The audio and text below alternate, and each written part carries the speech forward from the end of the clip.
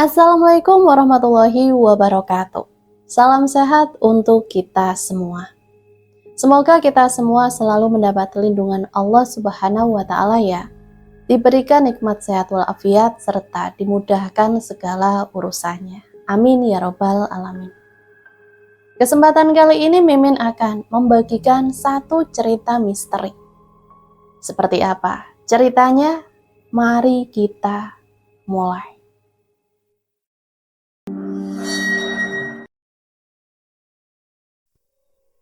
Malam itu ada seorang wanita yang tengah hamil tua. Dia mengalami kontraksi hebat.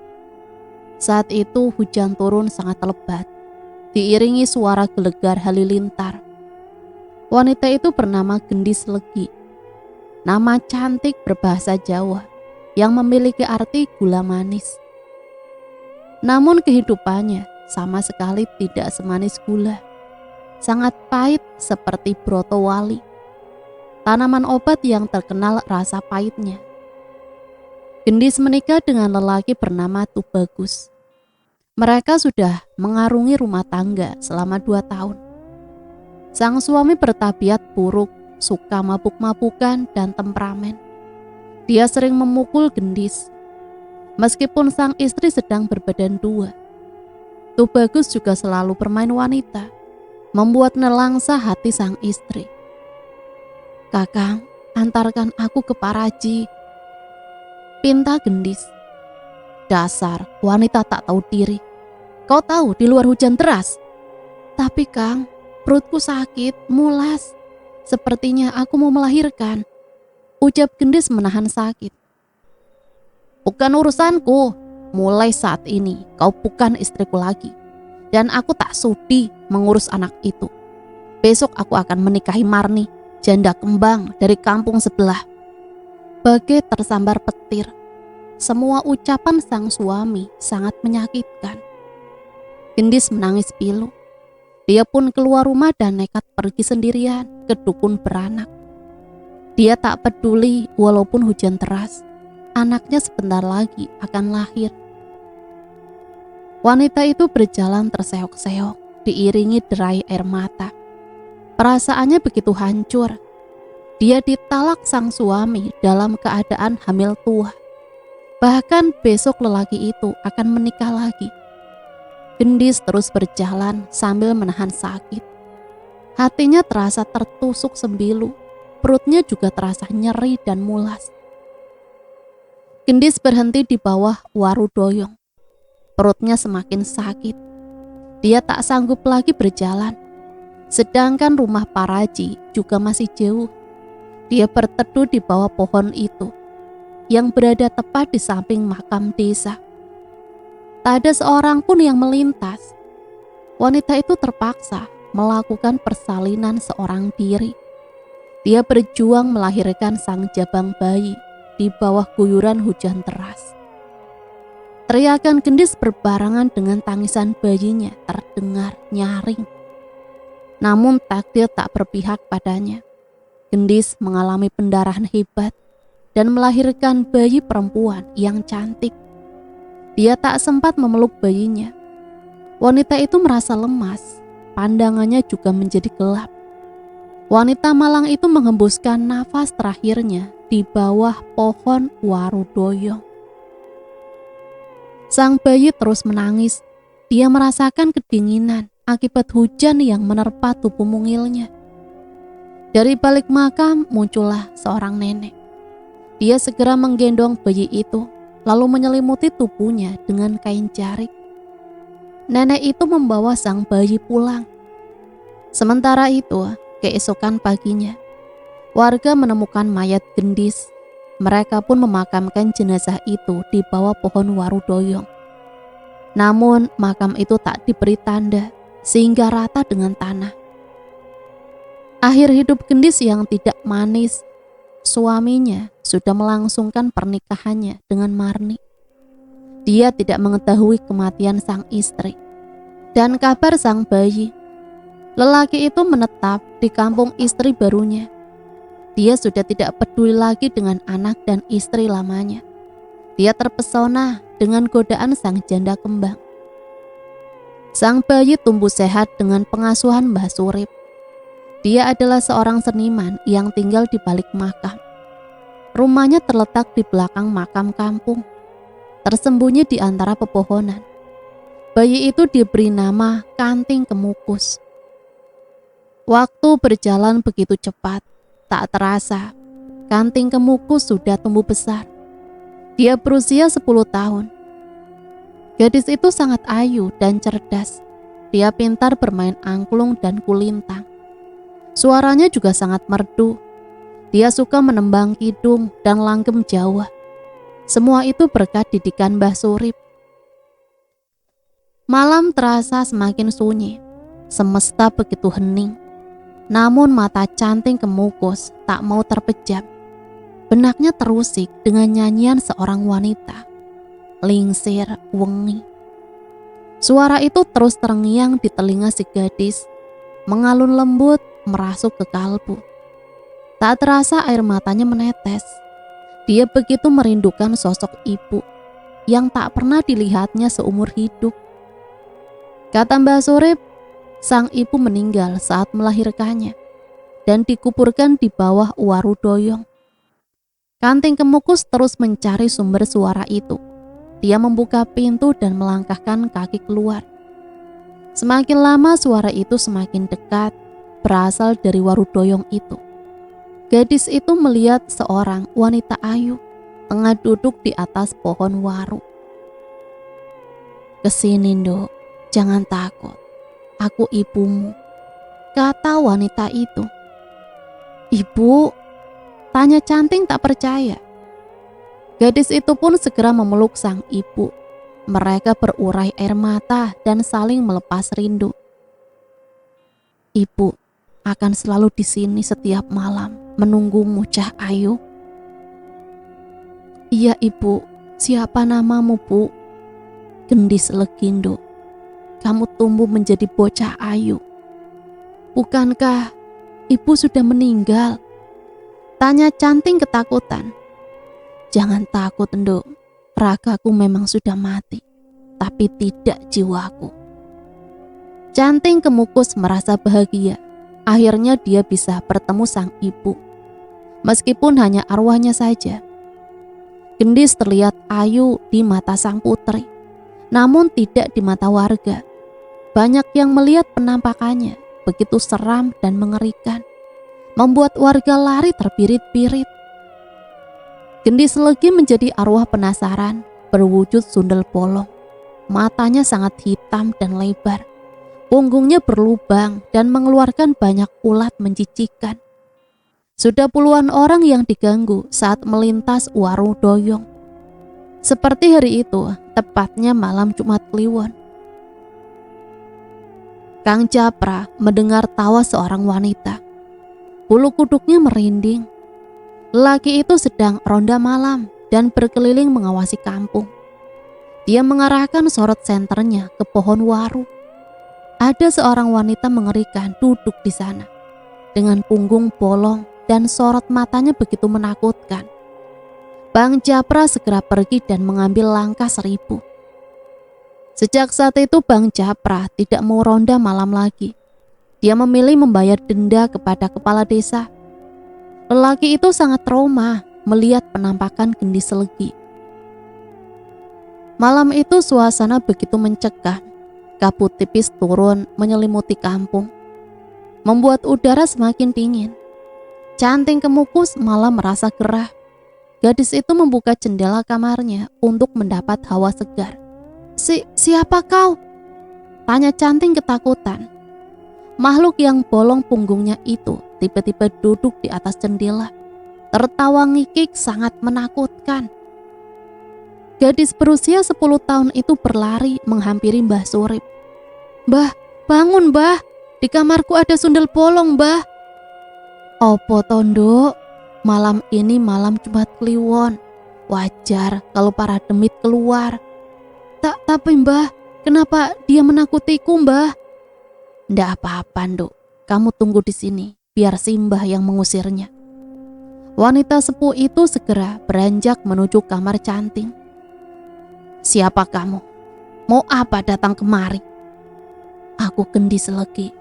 Ibunya Canting kemukus. Kenapa kau menakuti anakmu? Aku terpaksa menemuinya dengan wujud seperti ini. Malam ini aku tidak bisa berubah menjadi wanita ayu seperti biasanya. Saat aku menemui putriku, jawab gendis menangis. Yo mesti, sekarang malam Jumat Kliwon. Wujud aslimu akan terlihat. Mbok, aku terima kasih padamu. Sudah merawat dan membesarkan putriku. Aku akan memberimu kunyit setiap malam Jumat Kliwon, ucap gendis. Sundel bolong itu meletakkan beberapa ruas kunyit di atas telapak tangan Mbah Surip. Buat apa ini? Aku sudah punya banyak kunyit di kebun. Simpan saja dan letakkan di bawah bantal. Bukalah esok pagi. Ini untuk bekal hidupmu dan putriku. Dalam sekejap sundel bolong itu menghilang. Ditelan kegelapan malam. Mbah Surip melakukan apa yang diperintahkan gendis. Dia menaruh kunyit-kunyit itu di bawah bantal milik Canting. Mbah Surip segera menuju kamarnya. Dia melihat sang cucu telah terlelap. Bagi wanita itu, Canting kemukus sudah dianggap cucu kandung, pelipur lara yang menemani masa tuanya. Mbah Surip merebahkan diri di samping kanting. Sementara itu gendis terlihat sedang duduk di atas warudoyong sambil bersenandung lagu Jawa. Lingsir wengi. Demit itu terhenyak kaget saat melihat pasangan suami istri yang melintas di depannya. Ya, mereka adalah Tubagus dan Marni. Wanita itu terlihat hamil besar. Ingatan gendis kembali saat dia sedang hamil besar. 10 tahun lalu, dia berjuang sendiri. Tubagus tak menghiraukannya. Begitu tega menelantarkannya dan sang jabang bayi.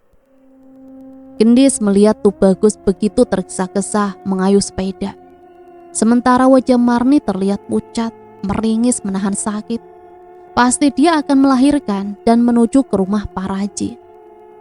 Sundel bolong itu terbang mengikuti mereka. Makhluk mengerikan itu terbakar dendam. Dia merasa sakit hati pada Tubagus. Lelaki itu telah menyia-nyiakan gendis dan Canting kemukus. Inilah awal balas dendamku. Kau akan membayar semuanya, Tubagus, kata gendis emosi. Tak lama kemudian Tubagus dan Marni sampai di rumah Paraji. Marni terus berteriak kesakitan, perutnya sangat mulas. Seorang wanita tua membuka pintu dan mempersilahkan masuk. Maaf mengganggu malam-malam begini. Ndak apa-apa, Le. Aduh Kang, sakit Kang. Sabar Dik, sebentar lagi anak kita lahir. Ucap Tubagus mengelus perut istrinya.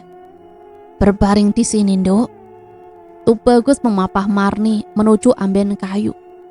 Sang Paraji menyiapkan berbagai keperluan. Marni segera berbaring sambil menahan mulas. Kontraksinya semakin terasa. Wanita itu menangis kesakitan. Ayo Nduk, mengejang Nduk yang kuat. Sudah hampir setengah jam, namun persalinan itu tak kunjung selesai. Jabang bayi begitu sulit keluar, seperti tertahan sesuatu. Paraji itu juga merasa heran. Perut Marni masih terlihat besar seperti hamil tua. Namun tangan Paraji itu tak merasakan denyut nadi di perut Marni. Kenapa tak ada tanda-tanda kehidupan bayi kalian? Maksudnya Mbah? Tanya Tubagus bingung. Perut istrimu tampak besar, namun tidak ada jabang bayi lagi di rahimnya. Itu mustahil Mbah, anak kami pasti masih ada. Terserah kalau tidak percaya. Tubagus mengumpat kesal, dia memaki wanita tua itu. Lalu membawa pulang sang istri tanpa berpamitan dan berterima kasih. Anehnya, setelah mereka keluar dari rumah sang Paraji, perut Marni terlihat kempes, seperti wanita yang tidak mengandung. Kakang, perutku kok jadi rata Kang? Kemana jabang bayi kita Kang? Bukankah dia belum lahir? Tanya Marni menangis. Wanita itu terus meraba perutnya. Dia tak percaya anaknya lenyap begitu saja. Padahal tadi mengalami kontraksi hebat dan merasakan gerakan sang janin. Sabar Dek, tenangkan dirimu. Lelaki itu terus mengelus punggung sang istri, menyeka air matanya yang berlinang. Dia juga merasa heran. Tiba-tiba saja calon anak mereka hilang begitu saja. Di samping rumah Paraji itu terdapat sebuah pohon kenanga yang sangat besar dan tinggi.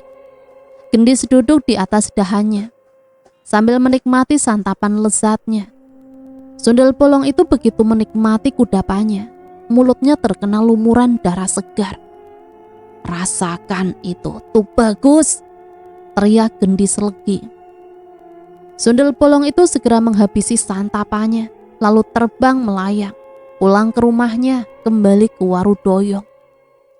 Sepanjang perjalanan, Marni terus menangis. Dia kehilangan anak pertamanya yang sudah lama dinanti. 10 tahun menikah, baru kali ini dia hamil. Namun dia tak pernah melihat anaknya terlahir ke dunia.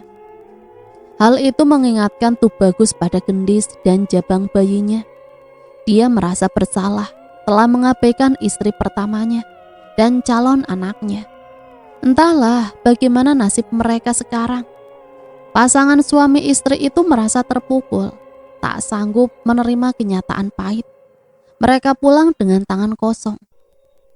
Gendis merasa puas. Itu semua baru permulaan. Sundel bolong itu sangat sakit hati pada Tubagus. Dia menyimpan dendam kesumat di dalam dadanya dan akan menuntut balas. Hidup Tubagus dan Marni tidak akan bahagia. Sundel bolong itu melahap jantung dan hati rusa sampai habis. Perutnya yang keroncongan sudah terisi. Setelah kenyang, dia terbang menuju Warudoyong. Paraji itu memang kejam, kata Gendis emosi. Sementara itu sang Paraji terlihat komat kamit membaca mantra. Pemandangan aneh pun terjadi. Secara tiba-tiba ada seorang bayi perempuan yang muncul di atas ambit dengan ari-ari yang masih menempel. Paraji itu segera memotong plasentanya dan membersihkan tubuh bayi mungil itu. Akhirnya kau jadi milikku, kata sang Paraji. Wanita tua itu tertawa lebar. Dia segera membedong si bayi menggunakan kain batik yang sudah disiapkan. Bayi perempuan itu sangat sehat dan montok. Sang Paraji memberinya nama Kartikondalu yang memiliki arti bintang malam. Paraji itu sudah lama menginginkan anak, tapi sang pangeran berkehendak lain. Dia dan mendiang suaminya tak ditakdirkan memiliki keturunan. Apalagi bayi itu berweton Sabtu Kliwon, weton tertinggi dalam hitungan Kliwon. Paraji itu memiliki niat jahat dan membuat jabang bayi Marni terlahir secara gaib dan menyembunyikan di suatu tempat. Ari-ari sang bayi segera dicuci dengan air mengalir, lalu dibungkus dengan kain berwarna putih dan dimasukkan ke dalam gendok bersama dengan bunga setaman, jarum dan ketumbar. Lalu dipendam di dalam rumah dan meneranginya dengan cempluk.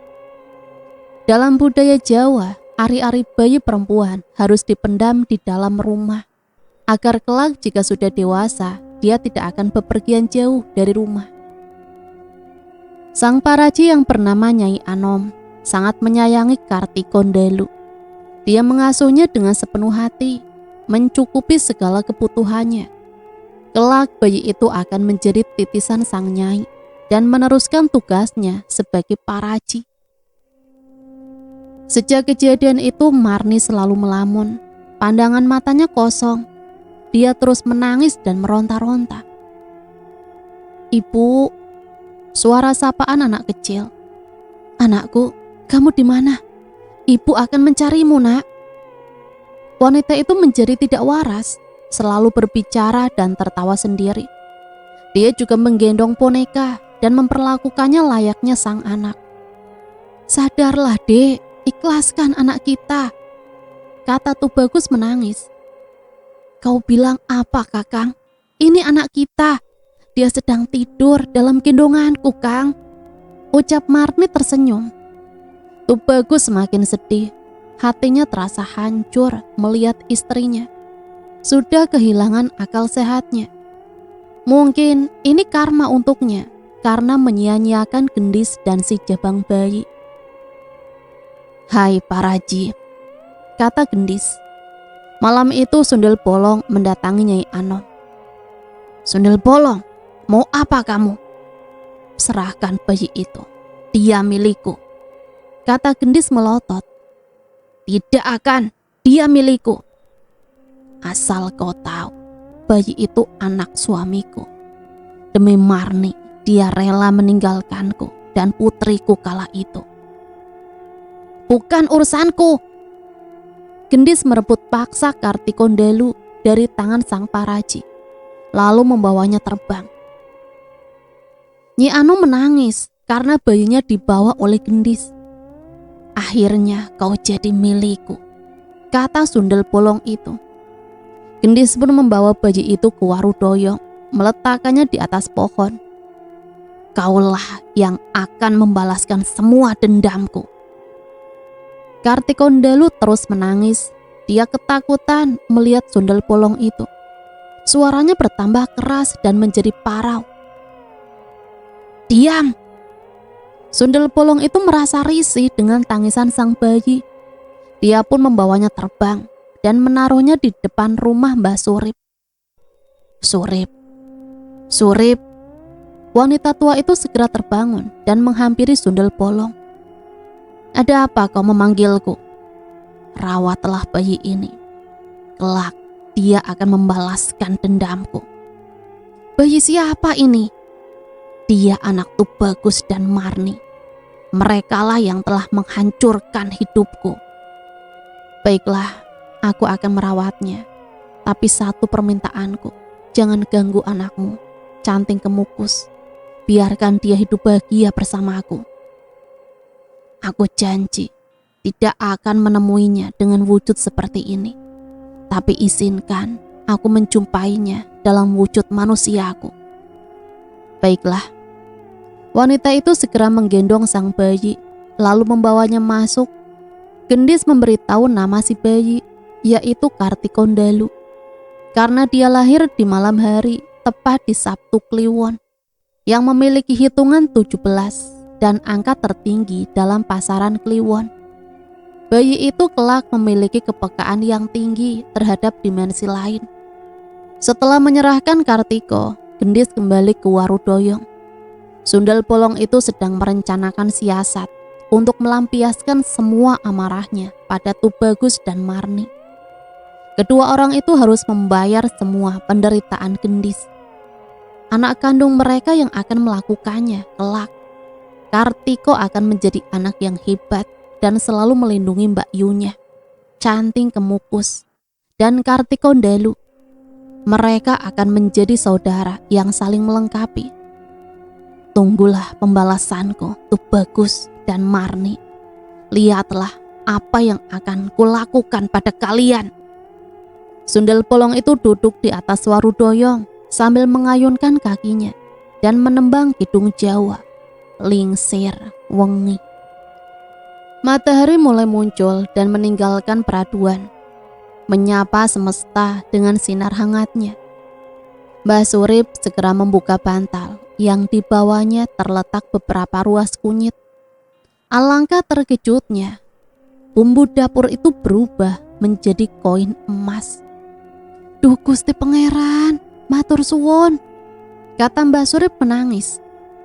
Wanita itu seperti mendapat durian runtuh. Ternyata Sundel Bolong itu sangat ulas asih, tahu balas budi. Gadis berusia 10 tahun itu sangat lihai mengasuh adiknya. Canting Kemukus sangat senang mendapat teman baru. Sebentar Nduk, Simba sedang membuat susu.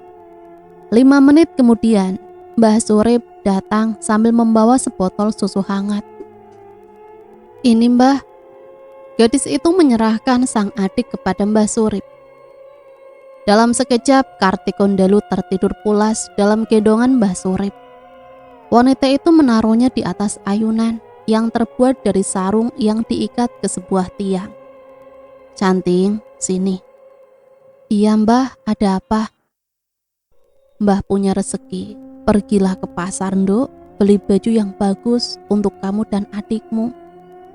"Tidak usah Mbah, Mbah simpan saja," ucap Kanting kemukus. Mbah Surip menitikkan air matanya, terharu mendengar ucapan Canting. Gadis itu sangat bijaksana dan mengerti keadaan. "Jagalah Kartiko sebentar, Simbah keluar dulu, Nduk." "Nggih Mbah." Wanita tua itu pergi ke pasar untuk membeli keperluan dapur dan kebutuhan cucu-cucunya. Di tengah jalan, dia berpapasan dengan wanita gila. Parasnya mirip dengan wajah Kartikondalu. Wanita itu tersenyum sendiri sambil menggendong boneka. Dia memperlakukannya seperti sang anak, mengajaknya bicara dan menimang-nimangnya.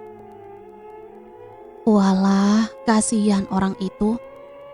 Mbak Surip berlalu menuju ke pasar. 10 menit kemudian dia sampai. Wanita itu membeli semua yang dibutuhkan. Dia melihat sebuah tusuk konde yang indah, terbuat dari sepuhan emas dipadu dengan intan permata. "Kang, tusuk konde ini berapa harganya?" "Mahal ini Mbok, kamu yo tidak kuat membelinya." Merasa dihina, Mbok Surip mengeluarkan beberapa koin emas, menaruhnya di tangan penjual congkak itu. "Kebanyakan ini lho Mbok," kata penjual itu tak percaya. "Tidak apa-apa, aku sedekahkan," jawab si Mbok puas. Wanita itu mengambil tusuk konde lalu berjalan meninggalkan sang penjual. Lelaki itu masih melongo menatap kepingan koin emas. Dia tak menyangka wanita yang terlihat biasa itu ternyata sangat kaya. Setelah semua kebutuhan dibeli, Mbah Surip segera pulang. Dia khawatir jika Kartikondalu rewel dan merepotkan Canting. Cak Ayu, sudah bangun." Gadis itu segera menggendong sang adik sambil bersenandung. Sang bayi sangat menikmati suara merdu kakaknya. Bayi itu merasa tenang di pelukan Canting kemukus. Tak lama kemudian Mbah Surip tiba. Dia melihat Kartikondalu baik-baik saja. Hari semakin sore, Mbah Surip segera memandikan si bayi, lalu memakaikan gurita, popok dan pakaian hangat. Kemudian membedong tubuh mungil Kartikondalu. Sementara Canting kemukus juga terlihat cantik mengenakan pakaian baru yang dibelikan Simbah. Kebaya model kutu baru berwarna hijau dengan bawahan kain batik bermotif kawung. Rambutnya dicepol rapi dan dihiasi dengan tusuk konde mewah. "Cantiknya cucuku, calon sinden terkenal," kata Simbah tersenyum. Mendengar pujian itu, Canting kemukus tersipu malu. Dia memeluk Simbahnya sambil mengucapkan terima kasih. Semburat senja menghiasi langit. Cakrawala menampakkan pesonanya. Simbah menyuruh Canting menutup semua pintu dan jendela agar tak ada setan yang masuk ke dalam rumah. Langit semakin gelap gulita. Gendis Legi duduk di atas waru doyong sambil bersenandung merdu. "Sudah saatnya kau membayar semuanya." Makhluk itu terbang menuju rumah Tubagus dan Marni. Hatinya dipenuhi dendam dan amarah. Tawanya melengking. Sundel bolong itu duduk di tiang rumah. Matanya nyalang menatap Tubagus. Lelaki itu sedang menyuapi sang istri. "Dasar lelaki kurang ajar. Dulu kau tak pernah memperlakukanku seperti itu. Hanya luka dan penderitaan yang kau torehkan padaku," ucap Gendis sedih. Marni begitu ketakutan. Dia melihat keberadaan sundel bolong itu. Wanita itu terus menunjuk ke atas sambil gemetaran. "Apa toh, Dek? Kenapa kamu?" tanya Tubagus tak mengerti. Marni menggeleng. Wanita itu berteriak histeris. Dia melempar semua barang ke atas Gendis. berharap makhluk itu pergi dari rumahnya. Gendis tertawa puas. Sundel bolong itu berhasil menakut-nakuti Marni, wanita pengganggu dalam rumah tangganya dulu. Gendis lagi melayang mendekati Marni. Wanita itu terbelalak kaget, bertingkah semakin menjadi-jadi dan tidak terkontrol, membuat Tubagus kalut, kebingungan menenangkan sang istri. Gendis lagi mendekati Marni. Wanita malang itu semakin meronta ketakutan. Hal itu membuat Gendis tertawa puas. Lihat saja Marni, apa yang akan aku lakukan padamu, ucap sundel bolong itu sambil melotot ke arah Marni. Gendis melayang di atas kepala Marni. Arwah penasarannya merasuki tubuh Marni melalui ubun-ubun dari aliran darah wanita itu. Ini tubuh dan pikiran Marni telah dikuasai sundel bolong itu. Marni tertawa melotot ke arah Tubagus. Matanya membulat dan berwarna hitam. Kukunya menjadi panjang dan begitu runcing. Tubagus merasa ketakutan melihat perubahan sang istri. Dia berlari terbirit-birit mencari pertolongan. Namun nasib buruk menghampirinya. Marni telah berdiri di hadapannya. Mau lari kemana kau, Tubagus? Tanya Marni ketus. Kuku panjangnya mencakar wajah sang suami. Sadarlah dek, aku suamimu, ucap Tubagus mengiba sembari menahan serangan sang istri. Tak ada ampun untuk lelaki sepertimu, hardik Marni, matanya semakin melebar dan mengeluarkan tetesan darah. Kamu itu kenapa toh dek? Tanya Tubagus tak kuasa menahan ngeri. Lelaki itu tahu sosok yang ada di hadapannya bukanlah Marni. Jangan banyak omong, dasar lelaki kurang ajar. Kau harus mati di tanganku, teriak Marni seraya mencekik leher sang suami. Ampun dek, kamu bukan Marni. Siapa kamu sebenarnya? Tanya Tubagus memberanikan diri. Tangannya terus berusaha melepas cekikan Marni. Marni tertawa semakin melengking. Suaranya begitu nyaring, memekikan telinga. Marni melayang mengitari sang suami. Tubuhnya mengeluarkan bau bangkai yang sangat busuk, sehingga membuat Tubagus mual dan memuntahkan isi perutnya. Kamu bukan istriku. Siapa kamu? Kembalikan raga dan jiwa istriku, teriak Tubagus, tangannya meraih kaki sang istri. Marni semakin brutal. Dia menendang sang suami dan melayang lebih tinggi lagi, sambil tertawa nyaring. Suara burung hantu terdengar begitu menakutkan. Sosok Marni terlihat duduk di atas dahan pohon kenanga. Tubagus semakin curiga dengan tingkah sang istri.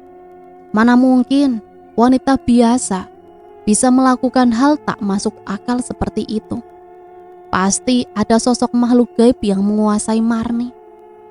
Turunlah dek, nanti kamu jatuh, pinta Tubagus khawatir.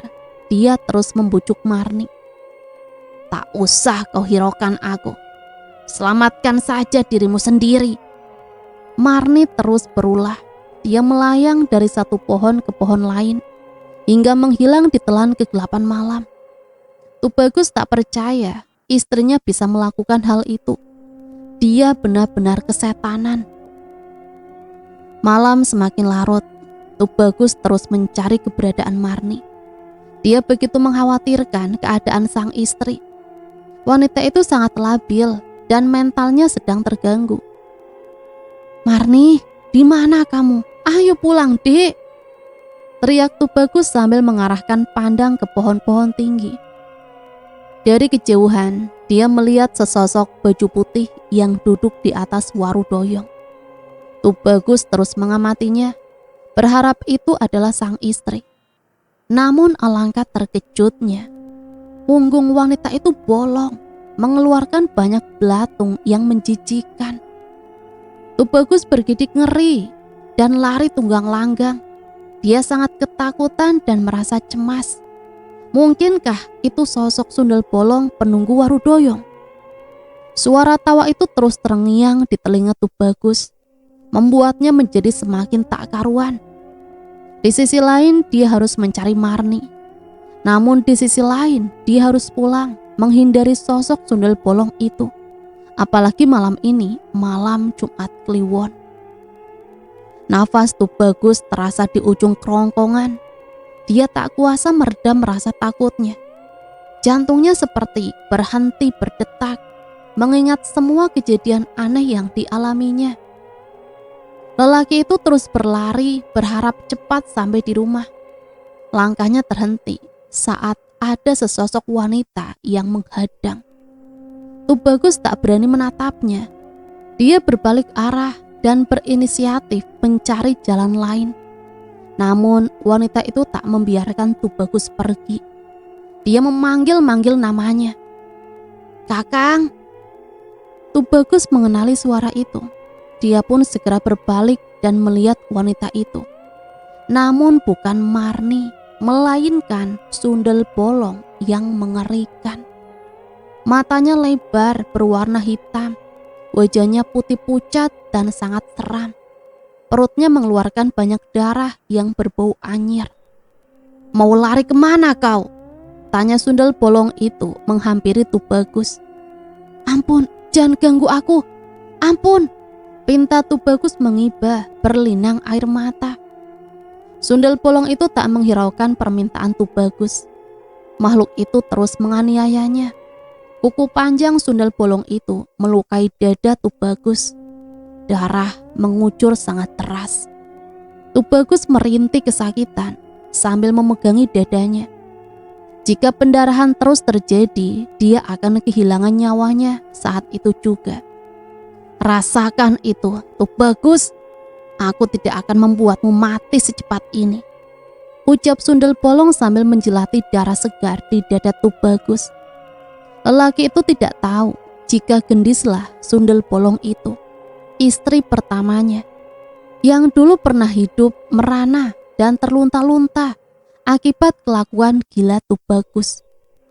Malam berlalu begitu cepat, tak terasa langit sudah semakin terang. Terdengar sayup-sayup azan subuh berkumandang. Gendis merasa ketakutan dan menghilang secepat kilat. Sudah saatnya dia kembali ke Warudoyong. Tubuh lemah Tubagus ditinggalkan begitu saja, terkapar di jalanan yang sepi. Entahlah nyawanya akan selamat atau tidak. Pembalasan dendam Gendis Legi sudah dimulai. Sundel bolong itu sudah dikuasai api amarah. Siksaan yang didapatnya selama hidup memicu dendam kesumat yang dibawanya hingga mati. Pagi harinya, warga digegerkan dengan penemuan Tubagus yang mengenaskan di pinggir jalan. Sedangkan sedikit jauh darinya ditemukan sesosok wanita yang sudah tak bernyawa. Ya, dia adalah Marni. Dia mati mengenaskan karena jatuh dari pohon yang lumayan agak tinggi. Semua warga bertanya-tanya tentang penyebab kejadian itu, tapi tak ada yang tahu. Setelah Marni dimakamkan, kehidupan Tubagus sangat menyedihkan. Dia sekarang lumpuh, dia hidup dari belas kasihan para warga. Gendis tak mengira Marni akan mati secepat itu. Sebenarnya dia tak ingin Marni mati dengan cepat. Dia ingin menyiksanya lebih dulu. Tapi tubuh Marni sangat lemah. Dia tewas saat jatuh dari pohon.